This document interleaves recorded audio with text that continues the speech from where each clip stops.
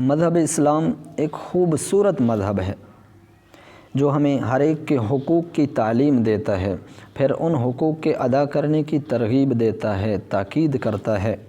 ماں باپ کے ساتھ حسن سلوک سے پیش آؤ، بیوی بچوں کے ساتھ پیار محبت سے رہو، بہن بھائیوں کا خیال رکھو، رشتہ داروں کے ساتھ اچھے طریقے سے پیش آؤ، ہمسایہ پڑوسی اس کے بھی حقوق کا خیال کرو، اس کو تکلیف نہ پہنچاؤ، ان کے دکھ سکھ میں شریک رہو۔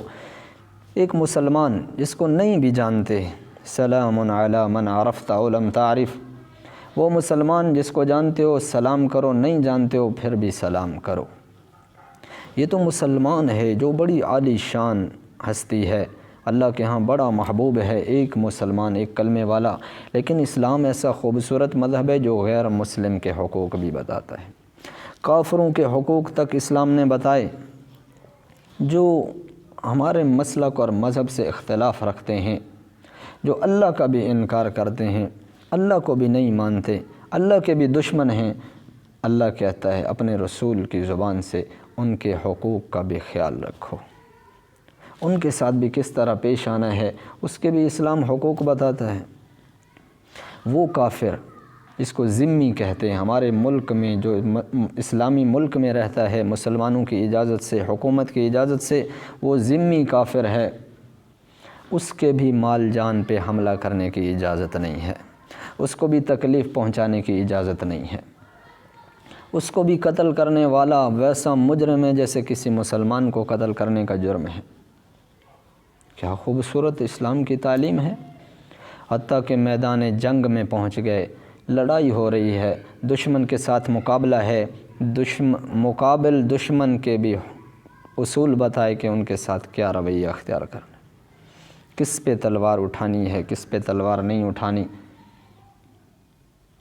اللہ کے رسول صلی اللہ علیہ وسلم فرماتے ہیں اخرجوا بسم اللہ تقاتلون فی سبیل اللہ من کفر باللہ، اللہ کا نام لے کر جاؤ اور اللہ کے راستے میں تم نے قتال کرنا ہے، اللہ کے دشمن کافر سے تم نے لڑنا ہے، لیکن خیال رکھنا، چند باتیں میری یاد رکھنا، لا تغدروا بد عہدی نہ کرنا، ولا تغلوا چوری اور خیانت نہ کرنا، ولا تمثلوا ان کی لاش کا مثلہ نہ کرنا، ان کی شکلیں نہ بگاڑنا، ان کے ناک کان کاٹ کے ان کے چہرے نہ بگاڑنا، ان کی آنکھیں نہ نکالنا، ان کا کلیجے نہ چیرنا، ان کے لاشوں کی بے حرمتی نہ کرنا، کہ ان کی کافروں کی جو دشمن ہیں، جو اللہ کے بھی دشمن ہیں، مرنے کے بعد دوزخ میں جلیں گے، عذاب میں جائیں گے، لیکن ان کے ساتھ تم نے یہ رویہ نہیں اختیار کرنا۔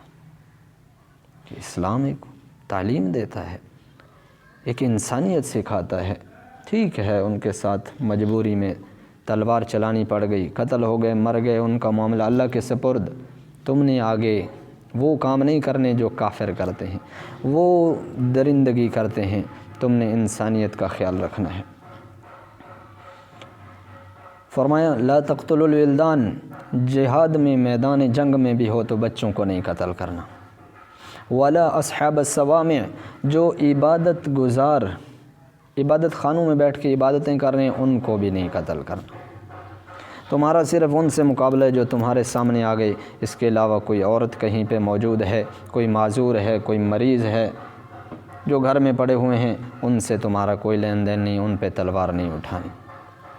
اس کے علاوہ ان کے املاک کو نقصان نہیں پہنچانا، ان کی کھیتیوں کو، باغات کو نہیں جلانا۔ کیا خوبصورت تعلیم ہے! ایک جنگ میں صحابہ کہتے ہیں کہ کچھ لوگ جمع تھے، اللہ کے رسول صلی اللہ علیہ وسلم نے پوچھا یہ کیوں جمع ہیں؟ بتایا گیا یہاں ایک عورت قتل ہوئی پڑی ہے، عورت قتل ہوئی پڑی ہے۔ تو اس لشکر کے اگلے حصے میں خالد بن ولید رضی اللہ عنہ تھے، آپ نے پیغام بھجوایا، آپ نے فرمایا لا یقتلن امرأۃ ولا عسیفا، کسی عورت کو قتل نہ کرو اور کسی مزدور کو بھی قتل نہ کرو۔ عورت پہ تلوار اٹھانے کا کیا ہمارا مقصد نہیں ہے۔ اور ایک جنگ میں صحابہ کہتے ہیں تلوار چلتے چلتے اس تلوار کی زد میں کچھ بچے بھی آ گئے، تو آپ صلی اللہ علیہ وسلم نے فرمایا الا لا تقتلن ذریہ، غور سے سنو، خبردار کسی بچے کو قتل نہ کرنا، الا لا تقتلن ذریہ، کسی بچے کو ہرگز قتل نہ کرو۔ کچھ لوگوں نے پوچھا اللہ کے رسول الیس ہم اولاد المشرکین، کیا وہ مشرکین کی اولاد نہیں ہیں؟ تو آپ نے فرمایا اولیس خیارکم اولاد المشرکین، کیا تمہارے بہترین لوگ بھی مشرکین کی اولاد نہیں تھے؟ بڑے بڑے صحابہ اللہ کے محبوب بندے، ان کے بھی تو باپ دادا مشرک تھے، تو وہ تھے مشرک، اللہ نے اولاد کو ہدایت دی، اللہ کے پیارے بن گئے، حضور کے صحبت یافتہ صحابی بن گئے۔ تو ان بچوں کا کیا قصور ہے؟ کیا پتہ اللہ ان کو ہدایت دے اور یہ اللہ کے پیارے بن جائیں؟ تو بچوں کو قتل نہیں کرنا۔ وہ کافر ہیں، وہ غیر مسلم ہیں، جن کا نہ مذہب ہے، نہ دین ہے، نہ ان کی کوئی اصول زندگی ہے، ان کے پاس صرف درندگی ہے۔ انہوں نے تلوار چلانی ہے، آگے عورت آئے یا مرد آئے، آگے بوڑھا آئے یا مریض آئے یا معذور آئے یا چھوٹے معصوم بچے ہیں، انہوں نے مارنا ہے۔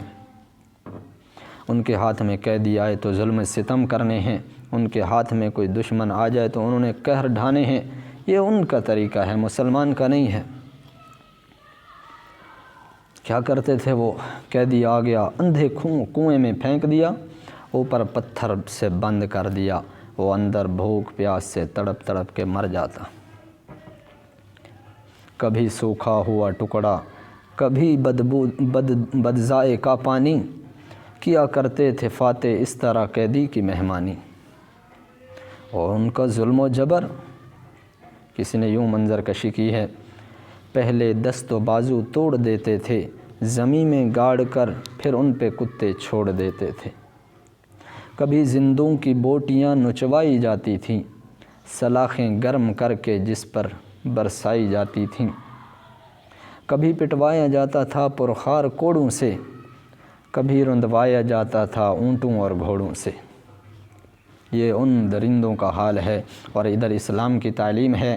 دونوں کا موازنہ کریں، کیا خوبصورت اسلام کی تعلیم ہے۔ یہ اس مہربان کا بنایا ہوا قانون اور اصول اور ترتیب ہے جو خود بھی مہربان ہے، آگے مہربانی کی تعلیم دیتا ہے، جو خود بھی عادل ہے، عدل کی تعلیم دیتا ہے۔ اللہ جل شانہ ہمیں اسی خوبصورت مذہب کے ساتھ جوڑے رکھے تا دم آخر۔ وَلَا تَمُوتُنَّ إِلَّا وَأَنْتُمْ مُسْلِمُونَ، اور موت بھی ہمیں اسی مذہب اسلام پہ آئے۔